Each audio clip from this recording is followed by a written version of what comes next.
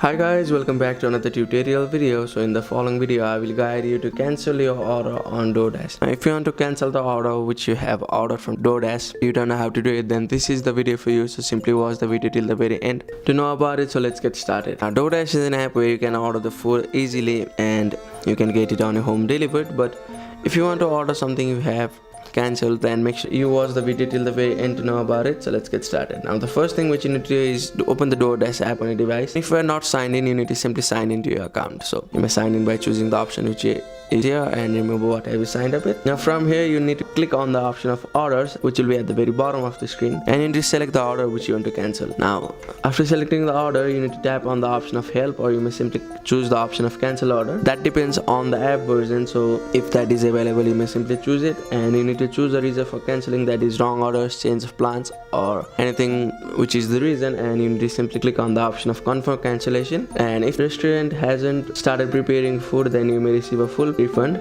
But if the restaurant has already started preparing food, then you won't be able to get the full refund, but you will get a partial refund.